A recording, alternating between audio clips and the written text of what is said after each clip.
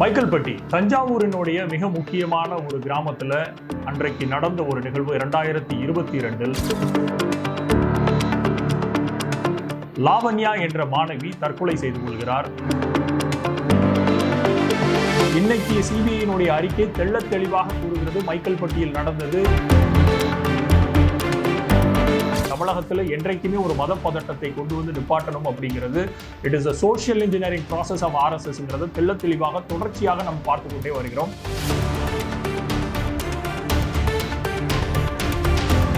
ஒரு சாவை வச்சு ஒரு மரணத்தை வச்சு ஒரு அரசியல் பண்ணணும் அப்படிங்கிற ஒண்ணுல பிஹெச்டி பட்டம் கொடுத்தாங்கன்னா ஒட்டுமொத்தமாக பாரதிய ஜனதா கட்சியினரும் பிஹெச்பியினரும் இந்து முன்னணியினரும் டிஸ்டிங்ஷன் வாங்கி பாஸ் ஆவாங்கிறது அப்படிங்கிறது நிதர்சனமான உண்மை. அதற்கு மற்றும் ஒரு உதாரணமாக இன்றைக்கு மைக்கேல்பட்டியில் நடந்திருக்கக்கூடிய அந்த மரணத்தை வைத்து அவர்கள் பண்ண அரசியலினுடைய சிபிஐயினுடைய வழக்காடு மன்றத்தில் நடந்த அந்த ஒரு தீர்ப்பு இன்னைக்கு மிகப்பெரிய ஒரு பேசுபொருளாக ஆக்கப்பட வேண்டும் அப்படிங்கிறது இன்றைய கால சூழ்நிலை. இதை பத்தின ஒரு தெளிவான காணொலியாக இன்றைய காணொலி இருக்கும். தொடர்ந்து இணைந்திருங்கள்.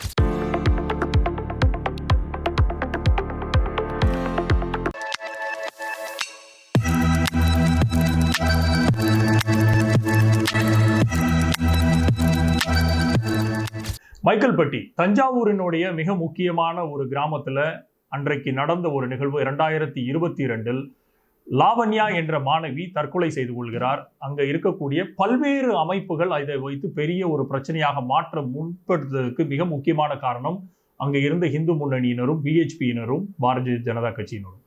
அதை எப்படி மடை மாற்றுறார்கள் என்றால் மைக்கேல்பட்டிங்கிற அந்த கிறிஸ்துவ மேல்நிலை பள்ளியில மதமாற்றம் நடைபெறுவதற்குரிய வாய்ப்புகள் அதிகமாக இருக்கிறது. பல்வேறு கால சூழ்நிலைகளை பல்வேறு மாணவர்களுடைய குடும்பத்தினரையும் அவர்கள் ஒட்டுமொத்தமாக மதம் மாற்றினார்கள் அப்படிங்கிற அந்த குற்றச்சாட்டை வைத்துக்கொண்டு அது மிகப்பெரிய ஒரு பூதாகரமான இஷ்யூவை தமிழ்நாட்டு மட்டுமல்ல, இதை அண்ணாமலை தொடர்ச்சியாக அன்றைய காலகட்டத்தில் 2022 பேச ஆரம்பிக்கும் போது அது ஒட்டுமொத்தமான இந்தியாவினுடைய நேஷனல் மீடியாலையும் மிகப்பெரிய ஒரு பேசுபொருளாக மாறுகிறது.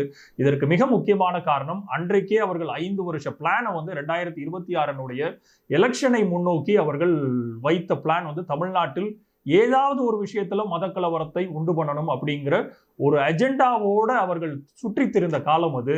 அதற்கு மைக்கேல்பட்டியில நடந்த அந்த ஒரு சூசைடு அந்த ஒரு துர்பாக்கியமான சம்பவம் இவர்களுக்கு மிகப்பெரிய ஒரு முத்தாய்ப்பாக அமைந்தது. இன்றைக்கு அது சிபிஐயினுடைய வழக்காடு மன்றத்தில் மிகப்பெரிய ஒரு வழக்காக மாற்றப்பட்டு இன்னைக்கு சிபிஐயினுடைய அறிக்கை தெள்ளத் தெளிவாக கூறுகிறது மைக்கேல்பட்டியில் நடந்தது எந்த விதமான மதமாற்றத்திற்குரிய வாய்ப்புகளும் இல்லை. ஏன்னா இதற்கு முன்னாடி பயின்று சென்ற பல்வேறு மாணவர்களை நாங்கள் ஆய்வுக்கு உட்படுத்தினோம். ஆனால் எந்த இடத்துலையுமே அந்த கல்வி நிலையத்திலிருந்து வெளியில போனவங்க யாருமே மதமாற்றம் செய்யப்படவில்லை அப்படிங்கிறத ஒரு அறிக்கையாக தாக்கல் செய்திருக்கிறது சிபிஐயினுடைய அறிக்கை. இன்றைக்கு திரு அண்ணாமலை அவர்கள் அன்றைக்கு அவர் ஊதி பெரிதாக்கின 2022 அந்த நிகழ்வு சிபிஐ போன்ற இண்டிபெண்டா இருக்கக்கூடிய பாடி இதில் என்கொயரி பண்ணட்டும், முழு உண்மையும் வெளியே வரட்டும், அதுக்கப்புறம் நம்ம பேசுவோம். நீங்க பள்ளி கல்வித்துறை அமைச்சர் சொல்றதையும் எடுத்துக்க வேண்டாம், நான் சொல்றதையும் எடுத்துக்க வேண்டாம். எவ்வளவு ஒரு பதட்டத்தை சமூகத்துல தமிழ்நாட்டுல கொந்தளிப்பான ஒரு சூழ்நிலையை உருவாக்குனது மாற்று மதத்தினருக்கும் மத்தியங்கிறத அவருக்கு நம்ம சொல்லி புரிய வைக்க வேண்டியதில்லை. அப்போ ஒரு முன்னாள் ஐபிஎஸ் அதிகாரியான அவருடைய சூழ்ச்சி இன்றைக்கு வெட்ட வெளிச்சமாகி இருக்கிறது தமிழ்நாட்டின் முன்னாடி.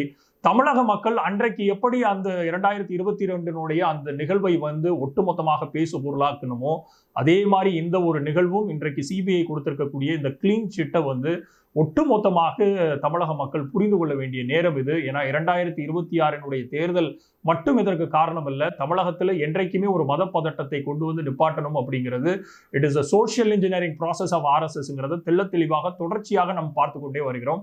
அப்போ இந்த மாதிரி ஒரு நிகழ்வுகள் திருப்பரங்குன்றத்திலையும் அது நடக்க தான் செஞ்சது. திருப்பரங்குன்றத்திலையும் 100 வருட காலமாக அங்க பெருமாள் கோயில் தாண்டி அந்த சன்னதியில அவர்கள் தெள்ளத் தெளிவாக தீபம் ஏற்றிக்கொண்டு வந்திருக்கிறத இந்த வருஷமும் ஹிந்து அறநிலையத்துறை அதற்கான முன்னெடுப்புகளை நடத்தி தீபம் ஏற்றித்தான் செஞ்சாங்க. ஆனால் இந்து முன்னணியினரும் பிஹெச்பியினரும் ஆர்எஸ்எஸ்ஸினரும் அவர்களுக்கு ஒரு சித்தாந்தத்தை உருவாக்கி கொண்டு தொடர்ச்சியாக பல்வேறு கால சூழ்நிலைகள்ல பழக்கப்பட்டு வந்த ஒரு பழக்கத்தை மாற்றணும்னு நினைக்கிறதும் அதை வச்சு ஒரு ஜாதிய பிரச்சனையா மத பிரச்சனையா தமிழகத்துல உருவாக்கி குளிர்காயணும் நினைக்கிறத இது தொடர்கதையாகி கொண்டே வருகிறது. இதை தொடர்ச்சியாக அம்பலப்படுத்தி கொண்டே இருக்க வேண்டியது நம்மை போன்றவர்களுடைய கடமை அப்படின்னு நினைக்கிறேன். ஸோ தெள்ளத் தெளிவாக இன்றைக்கு சிபிஐ கொடுத்திருக்கிற அறிக்கை வந்து உறுதி செய்கிறது. மைக்கேல்பட்டியில் போன்று பல்வேறு கிறிஸ்தவ நிலையங்களில், கிறிஸ்தவ கல்வி நிலையங்களில் இவர்கள் உருவாக்க நினைக்கக்கூடிய அந்த இமேஜ், கிறிஸ்தவ நிலையங்களில் படிக்கிற அத்தனை பேருமே மதம் மாற்றிடுவார்கள் அப்படிங்கிற அந்த ஒரு இமேஜை உடைத்தெறிந்து இருக்கிறது. ஏன்னா நானும் ஒரு கிறிஸ்தவ பள்ளியில எல்கேஜிலிருந்து 12th வரைக்கும் ஒரே கிறிஸ்தவ பள்ளியில படித்து வந்தவர் தான். எங்களை வந்து ஒரு பாயிண்ட்ல கூட நம்மளை வந்து நீங்க மதம் மாறணுங்கிற அந்த ஒரு பேச்சை எடுத்ததாக எனக்கு நினைவுல இல்லை. என்னை குடும்பத்துல 5 பேர் ஒரே ஸ்கூல்ல படிச்சு வெளியில வந்திருக்கிறோம். அப்போ அத்தனை பேர்த்துக்கும் அந்த நிகழ்வு நடக்காத போது இதே மாதிரிதான் பல்வேறு இந்த கிறிஸ்தவ கல்வி நிலையங்கள்ல படித்த அத்தனை பேரும் இன்றைக்கு இந்தியாவினுடைய பெயரை பல்வேறு துறைகளில் நிலைநிறுத்தி கொண்டு வரக்கூடிய சூழ்நிலையில இவர்கள் குலக்கல்வியை கொண்டு வரக்கூடிய அந்த ஒரு கல்வி சூழ்நிலைக்கு கிறிஸ்தவ கல்லூரிகள், கிறிஸ்தவ மேல்நிலை பள்ளிகளும் தடங்களாக இருந்தது மட்டும்தான் இன்றைக்கும் அவர்களுக்கு இருக்கக்கூடிய அந்த வயிற்றெரிச்சல்.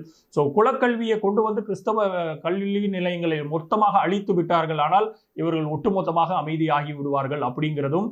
ஏன்னா குலக்கல்வியில என்ன மாதிரியான சூழ்நிலைகள் மக்களுக்கு பயிற்றுவிக்கப்படுகிறது அப்படிங்கிறது நம்ம சொல்லி தெரிய வேண்டியதில்லை. ராஜாஜி காலம் தொட்டு இன்றைய காலங்கள் வரைக்கும் அவர்களுடைய சித்தாந்தத்தை கொண்டு வரதுக்கு அந்த குலக்கல்வி முறையை எப்படியாச்சும் கொண்டு வந்துடணும் அப்படிங்கிறதுல முனைப்பாக இருக்கிறார்கள். அதற்கு இவர்கள் எடுத்திருக்கக்கூடிய ஆயுதம் இந்த கிறிஸ்தவ கல்வி நிலையங்களை ஒட்டுமொத்தமாக தரைமட்டமாக்குவது. இந்த மாதிரி ஒரு குற்றச்சாட்டுகளை வைத்து ஒட்டுமொத்தமாக தமிழக மக்களும் அந்த சூழ்நிலையிலையும் அதை ஒரு மிகப்பெரிய ஒரு மத மோதலாக மாற்றாமல் இருந்ததுக்கு காரணம் இந்த மண் என்றைக்குமே ஒரு பகுத்தறிவான மண் அப்படிங்கிறத நிலைநிறுத்தி இருக்குது.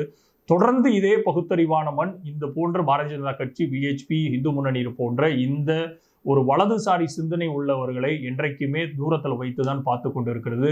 அதே ஒரு கால சூழ்நிலை தான் இனி வரக்கூடிய காலங்களிலும் இருக்குங்கிற அந்த நம்பிக்கையோடு இந்த காணொலியை முடிக்கிறேன். தொடர்ந்து இணைந்தவர்கள் லீடர்ஸ் சேனலுடன். நன்றி, வணக்கம்.